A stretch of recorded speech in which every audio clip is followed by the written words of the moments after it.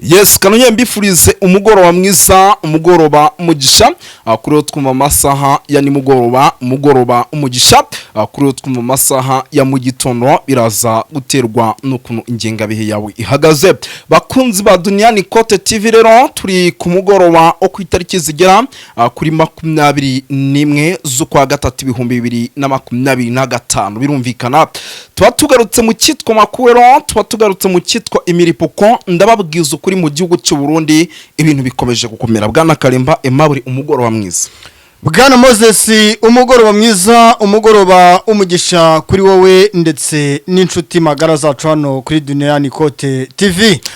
Mikoro ntabwo uri buzituritsira kumva mba nimanukiye kandi gahunda tuba dufite no kumanuka n'imbaraga n'imbaduko ya gikomanda. Ikintu bita vibe hano uzizanye mu buryo budasanzwe. Nzanye vibe, nzanye cyitwa amakuru adasanzwe. Yes, birumvikana rero tugiye kuba twikomereza ni mu gihugu cy'u Burundi, murabizi twibanda cyane. Ariko mbere na mbere yo kugira ngo twinjire mu makuru tubazaniye, navuga ko anaremereye cyane muri ano masaha mugoroba. Munyemerere mbanze nsuze abantu bari mu gihugu cy'u Burundi, ndabasuhuza bari mu gihugu cy'u Burundi, nawe uraza gusohoza abari mu gihugu cy'u Rwanda. Yes, turabasuhuza cyane rero badukurikira bari muri Korine Mujejuro, muri Korine Munanira Cibitoki, Gitega, turabasuhuza cyane Bujumbura, abari muri Korine Kinazi, turabasuhuza cyane bari mu bice bigiye bitandukanye, bose turabasuhuza tubikuye ku mutima.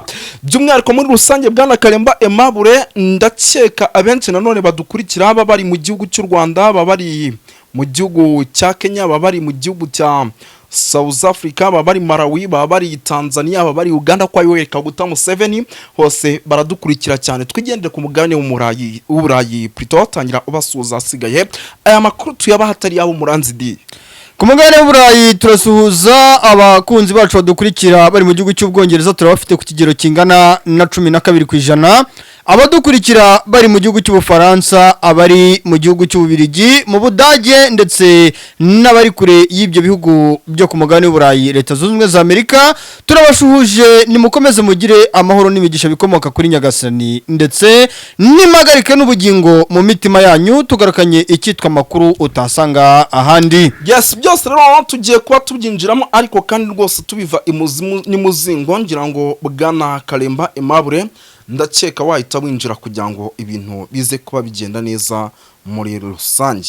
Nukuvuga ngo Bwana Moses, mu nkuru zidasanzwe turi bugarukaho, turagaruka ku cyitwa ubwicanyi bukomeje kugenda bukorerwa abaturage b'abanyamurenge bahunze bava mu gihugu cya Kongo ara muri Sud Kivu no mu bice bitandukanye, bagahungira ku butaka bw'u Burundi, benshi bakisanga bari hariya mu mujyi wa Bujumbura, nyuma yuko igihugu cy'u Burundi gitangije ama operation yo gusakasaka ndetse no guhiga abaturage benshi bahunze bava mu gihugu cya Kongo, bakeka yuko ngo bashobora kuba bafitanye ubufatanye n'umutware ditabara n'indi mitwe itandukanye irwanya igihugu cy'u Burundi.